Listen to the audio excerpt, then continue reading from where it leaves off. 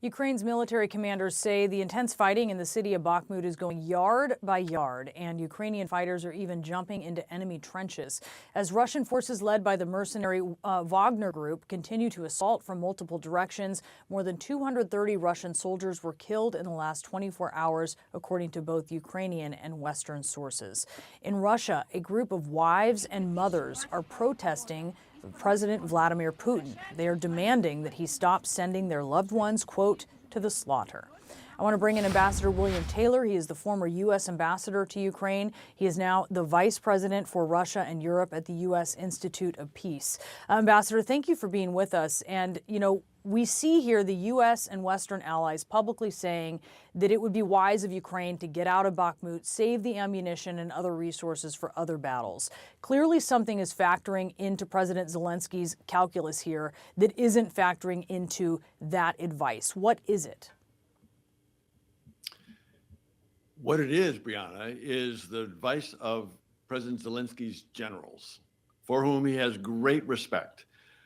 Those generals have proven that their understanding, their ability to design tactics and strategy is amazing and successful. So President Zelensky is listening to them, and they have said very recently to him, to President Zelensky, that they are winning the battle of attrition in Bakhmut. That is, they are killing a lot of Russian soldiers. And you're seeing that response that you just showed about the Russian mothers and wives. So we know that's happening.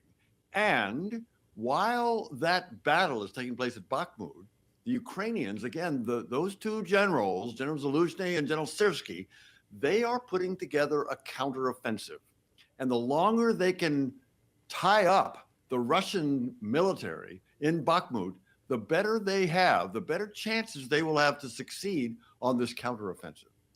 Do you worry that this shows some fracturing between Ukraine and the U.S., and do you worry at all that that could feed into some differences between the Biden administration and Republicans on Capitol Hill?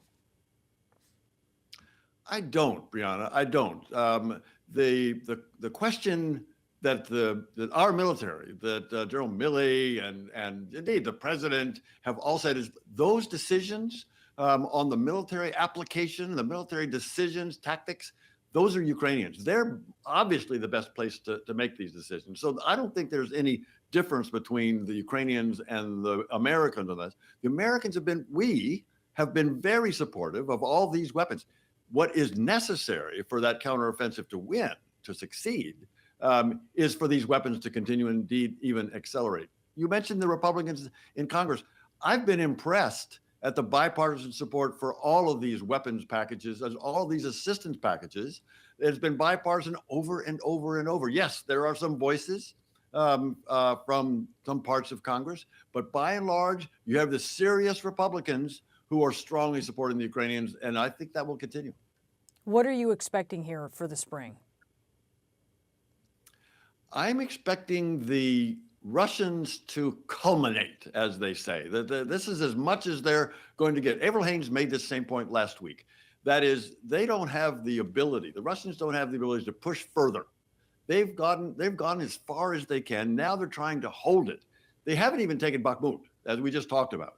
But they've got lines that they're trying to hold. And what I would expect is that the Ukrainians, with these new weapons, these tanks that are starting to be trained, the tanks are showing up in Ukraine, showing up in the fight, well-trained troops. I'm expecting that counteroffensive that General Zaluzhny and General Syrsky, at the direction of President Zelensky, are going to mount. I think that has the opportunity, the possibility to break the Russian military in Ukraine.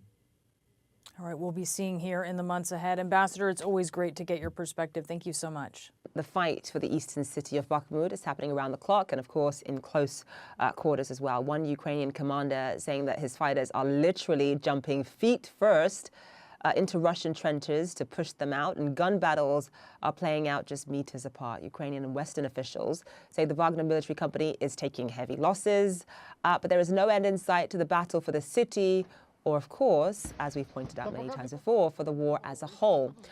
The Kremlin repeats that there is no peaceful course to achieve its goal in Ukraine, saying it's only possible, this is their words, by military means. Ivan Watson joins us live now from eastern Ukraine. So Ivan, of course, there have been heavy losses on both sides, the Russians and the Ukrainians. Just explain to us the Ukrainian strategy in continuing to fight for Bakhmut, given all their losses at this point.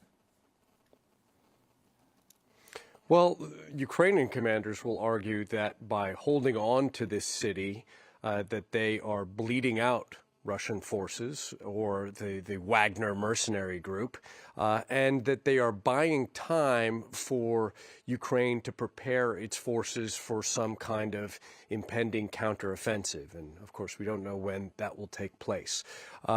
We've also heard the Ukrainian president argue that if Bakhmut was to fall, it could potentially give the Russian military a straight line to move deeper into eastern Ukraine. I do have to say, having traveled around a bit here in the east, there is a substantial Ukrainian military presence here.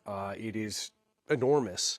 And the idea of the Russian military having a breakthrough through the many layers and lines of defenses that you can see just traveling around is quite hard to imagine.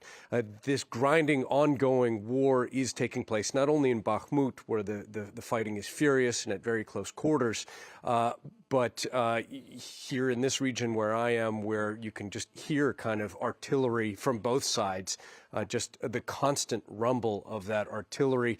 And it is incurring losses. I mean, the Ukrainians, they say that there have been a number of individuals killed in the northern Sumy region by Russian artillery. In the southern Mykolaiv region, at least 2 people killed.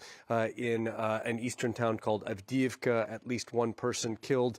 The Russian-supported Donetsk People's Republic says that 2 women were killed in an artillery strike near a supermarket in a town there. So civilians very much paying the ultimate cost in this deadly contest. Meanwhile, the Ukrainians say they are seeing a buildup of Russian missile carrying ships in the Black Sea, as well as an additional submarine. They say the threat of missile attacks is high. The Russian governor of that southern Belgorod region, which borders Ukraine, which the Russians have used to launch the invasion into Ukraine, that they intercepted 4 missiles, the Russian air defense, that is, flying to Belgorod. All of this adds up to just a massive conventional war being fought along a very long front line. And as you mentioned, the Kremlin spokesman Dmitry Peskov has been quoted saying that the only way for Russia to achieve its goals right now is through military means, suggesting there is no real way out of this ongoing murderous conflict. Right, Ivan Watson, live for us there. Thank you so much.